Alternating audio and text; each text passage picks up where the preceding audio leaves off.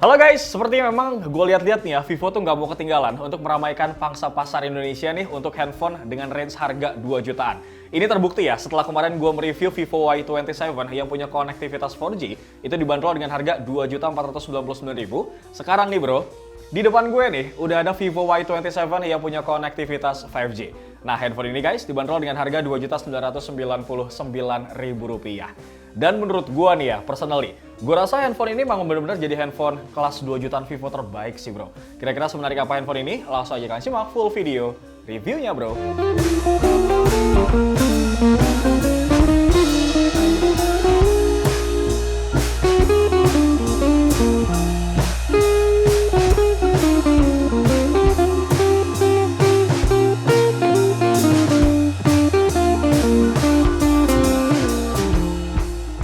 Vivo tuh ngebawa tagline gaya Sultan guys, performa jagoan nih buat Vivo Y27 series ini bro.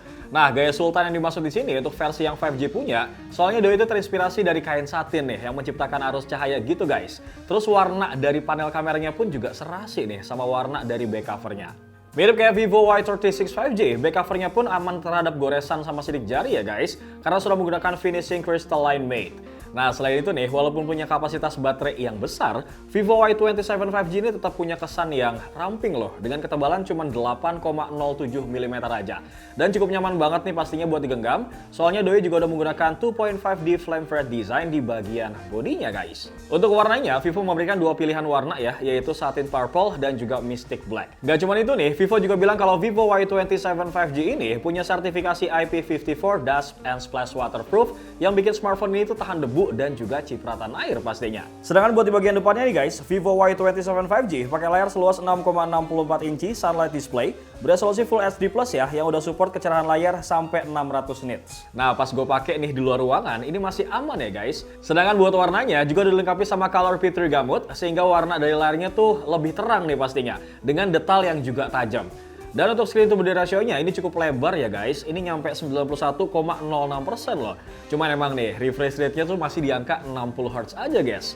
Jadi buat lo semua yang suka main game atau menonton film, layarnya ini gue rasa masih cukup manjain mata lo lah. By the way guys, kalau misalnya kita ngomongin masalah desain ya, ini memang personally gue cukup suka sama desainnya karena fresh banget bro. Ini gue rasa buat cewek-cewek tuh suka, karena nih kalau kita lihat ya, warnanya tuh kayak warna-warna es krim gitu bro, kurang warna kuning aja nih. Tapi buat lo semua yang cowok-cowok don't worry, karena Doski juga punya varian warna lain, yaitu Mystic Black yang menurut gue cukup gagah juga nih bro, warnanya. Gitu, dari masalah desain kita akan balik nih ke masalah performa. Kira-kira brother, sejago apa performa dari Vivo Y27 5G ini? Langsung aja kita uji bro. Nah, salah satu alasan kenapa gue ngomong tadi ya, kalau doi itu jadi handphone 2 jutaan terbaiknya Vivo guys, karena doi udah pakai chipset Dimensity 6020 5G ya, dan Vivo Y27 5G ini juga jadi salah satu smartphone 5G kelas 2 jutaan dari Vivo loh. Terus doi juga punya arsitektur 7 nanometer yang bikin konsumsi dayanya tuh cukup rendah. Nah, melansir dari website versus.com nih, kalau chipset Dimensity 6020 itu ternyata punya performa lebih baik loh guys dibandingkan Dimensity 700 dan punya clock speed yang lebih kencang nih ketimbang Snapdragon 695. Tapi buat segi lainnya, Snapdragon 695 tentu jauh lebih unggul ya bro. Nah, buat ngebantu performa chipsetnya nih, Vivo juga ngasih RAM 6GB dengan storage 128GB. Kalau buat RAM-nya nih, doi juga punya fitur yang namanya Extended RAM, bisa di-extend sampai 6GB lagi. Jadi totalnya adalah 12GB bro. Vivo sih bilang ya, berkat teknologi Extended RAM 3.0 yang udah disematkannya ini, bakal memberikan pengalaman yang jauh lebih mulus guys saat menjalankan banyak aplikasi. Gak cuma itu aja brother, ada fitur memory booster juga nih yang bekerja di background buat mengurangi load RAM hingga 500MB. Kemudian kalau kita lihat-lihat ya, dari internal storage-nya ini cukup lapang brother, 128GB, yang pastinya ini cukup banget buat lo nyimpan banyak aplikasi dan juga banyak foto. Nah, terkait performanya nih, karena gue penasaran ya, hasil di atas kertas kira-kira gimana nih bro. Makanya di video kali ini gue bakal melakukan beberapa tes benchmark, dan ini dia hasilnya. Yang pertama gue bakal cek skor Antutunya nih guys, dan doi ini bisa dapetin skor di angka 420 ribuan poin. Angka ini cukup tinggi ya guys, kalau misalnya kita lihat di handphone smartphone kelas 2,9 jutaan. Terus nih ya, gue juga coba tes di PC Mark, dan hasilnya pun ini cukup bagus guys, bisa dapetin skor di angka 7.283 poin.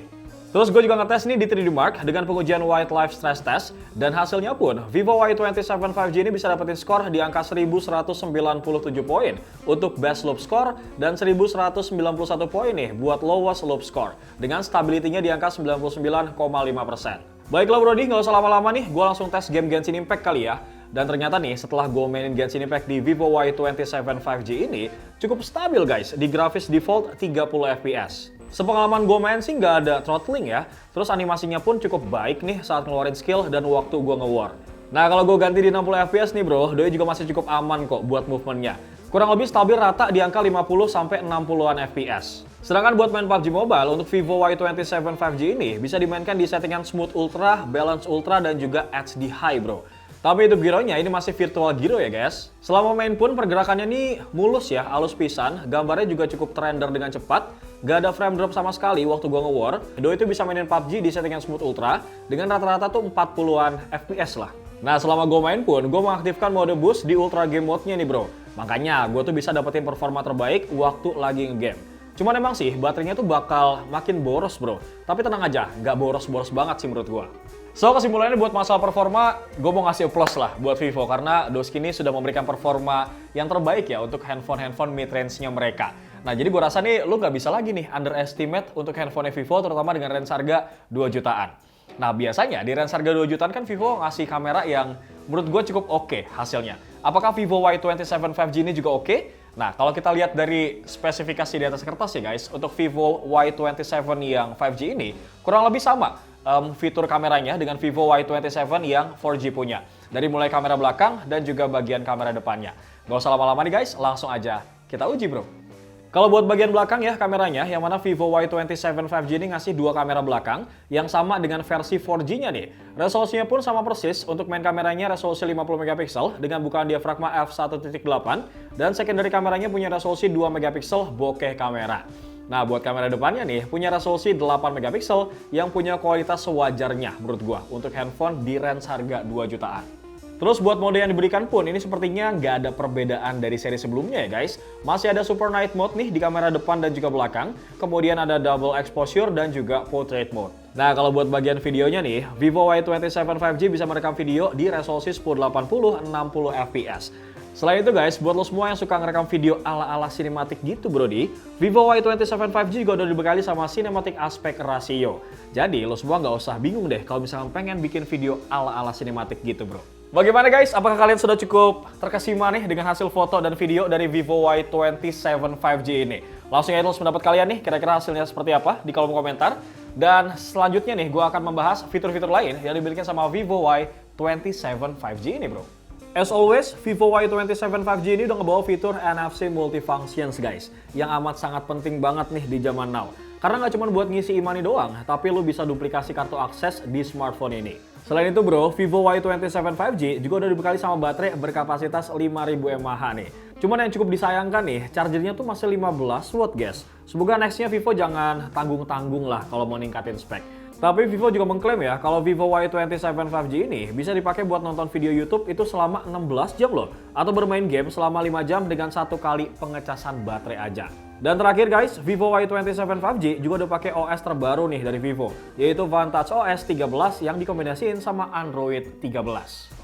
Kurang lebih seperti itu guys review gue soal Vivo Y27 5G ini. Gue rasa kalau kita telisik dari segi performa dan juga desain yang dikasih, ini bisa jadi handphone kelas 2 jutaan Vivo terbaik loh bro. Dan kalau misalnya kita mau adu nih sama beberapa brand di range harga 2 jutaan, gue rasa Vivo Y27 5G ini masih bisa ngelawan lah bro. Menurut kalian gimana? Apakah kalian punya pendapat lain? Langsung aja feel free tulis pendapat kalian di kolom komentar brother. Beo pamit guys. Assalamualaikum.